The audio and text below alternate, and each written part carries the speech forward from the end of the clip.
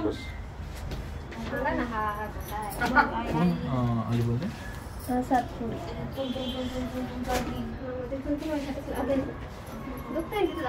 कमरा कधी पडेल कमरावर कधी पडेल वेट प्रॉब्लेम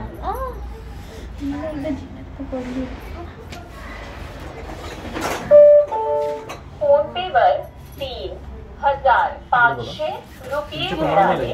L4 मध्ये घ्या L4 मध्ये घ्या आता इथे जी वरची डिक्स आहे ती वरून खाली सरकली डिक्स सरकून तुम्हाला झाले कमीत कमी 10 वर्ष कमीत कमी म्हणजे त्यावेळेस तुम्ही कमरावर पडले कमराला झटका बसला त्यावेळेस फक्त डिक्स सरकलेली होती पण याच्या आधी तुम्हाला पाठीमागचे 2 महिने 3 महिने 2 वर्ष 3 वर्ष किंवा 5 वर्षाच्या आत काहीच प्रॉब्लेम नाही 2 ते 5 वर्षाच्या रेंजमध्ये जास्त त्रास होतो पण तो का ते सांगतो ते कमरामध्ये तुमची वरची डिक खाली सरकली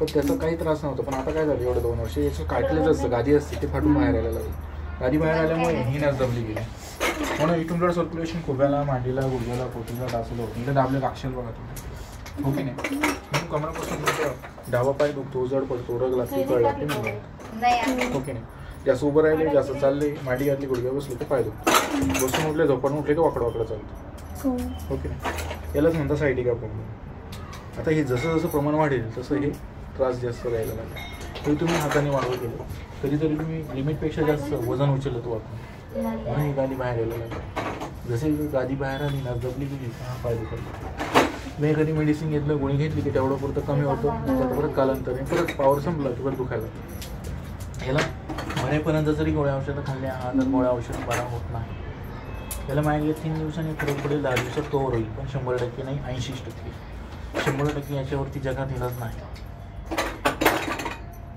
80% म्हणजे काय तो कोणत्याही प्रकारचा त्रास होणार नाही पण ज्या दिवशी तुम्ही लिमिटपेक्षा जास्त मी सांगितलेले नियम तोडले त्याच्यात तिसऱ्या दिवशी दुसऱ्या दिवशी त्रास व्हायला लागला ते नीट नियम व्यवस्थित आहे का इथून पुढे तुम्ही जास्त पालतं झोपू शकत नाही 15 ते 20 किलोच्या पुढे जास्त वाकून वजन वाचून काम करू शकत नाही वाकून वजन उचलू शकत नाही 30 डिग्रीमध्ये बसायचं नाही झोपायचं नाही जास्त जाड सोप्यावर बसायचं झोपायचं मोबाईल गाडी चालवायची नाही पुढचे 3 महिने कमराचं बेल्ट लावूनच काम करायचं किंवा प्रवास करायचा समजलं आता याचा MRI केला असेल डॉक्टरने सांगितलं असेल का नाही मी आमचं MRI तर नाही बघितलं अरे MRI तर नाही बघितलं पण जे मी सांगितलं हा उठून बसा मी जे सांगितलं बरोबर सांगितलं का चुकीचं सांगितलं ते पण सांगा ना ते पण होईल ना ते नाही सांगितलं आता हा जो तुमचा स्पायनल कॉर्ड आहे L4 L5 मध्ये प्रॉब्लेम हे दिसलं डिक्स ही जी डिक्सची आहे याची जी जागा आहे ती ही लाईन दिसली का याच्यामध्ये ही डिक्सची जागा सोडून दिली इकडं आणि या ठिकाणी सूज आहे इथून ब्लड सर्क्युलेशन पाहायला असं पण ह्या ज्या गोष्टी आहे त्या नॉर्मली डॉक्टरांना समजत नाही या 2 ते 3 डिक्स जागेवर नाही त्यांनी फक्त एवढं सांगितलं सूज आली नॉर्मली 2-3 डॉक्टरांना नॉर्मल नाही मग आमची मी माझ्या माहेरी गेली त्यांनी सांगितलं की तुम्ही एका फिजिओथेरपिस्ट दाखवा ते तुम्हाला सांगतो ॲक्च्युली माझं आहे ना पूर्ण म्हणजे डावी साईडच ते मगाशी का नाही सांगितलं तर मग तो कमरतच सांगितलं नाही माझं पूर्ण इथून ते चेक करतो फालतू झोपा माझं ना इथं मला ऑपरेशन झालं तिथं पाठव की मला ओके हात खाली घ्या बस माझ्याकडे तो बस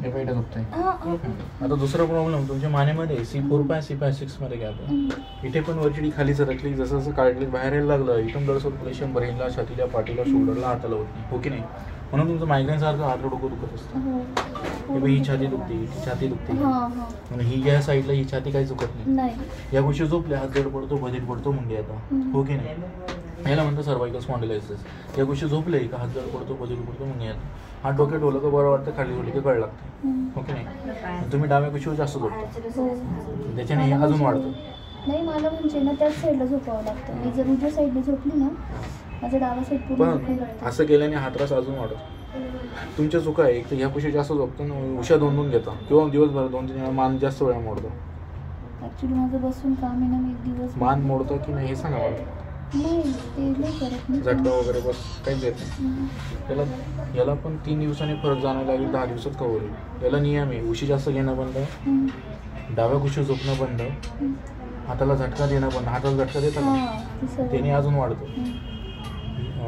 डोक्या वजन खांद्या वजन 15 किलोच्या पुढं घ्यायचं नाही. ज्या दिवशी या चुका केल्या त्रास तुम्हाला परत होईल. समज याला म्हणतात सर्वायकल स्पॉन्डिलायसिस, याला म्हणतात सायटिका प्रॉब्लेम.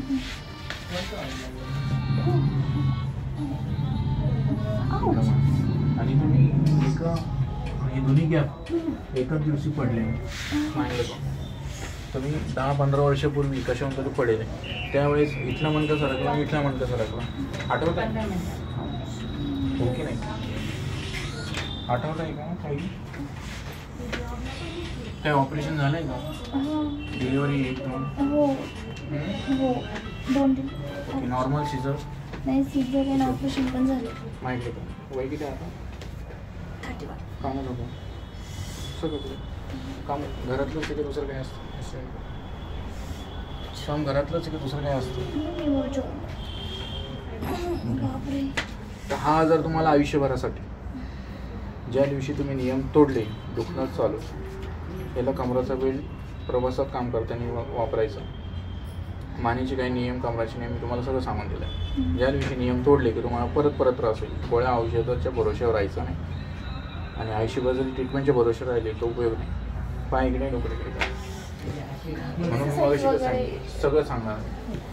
मी नियम तुम्हाला सांगितले, तुम्ही त्या नियमात राहिले, तुम्हाला आयुष्यभर माझ्याकडे काही कोणत्याही डॉक्टरकडे जायची गरज नाही. जसं एकदा डायबिटीज BP लागला, तुम्हाला ट्रीटमेंट घेऊन गोळ्या खाऊन पण नियमात राहायचं असतं. तसा हा मणक्याचा आजार आहे, एकदा तुम्हाला लागेल तो आयुष्यभर तुम्हाला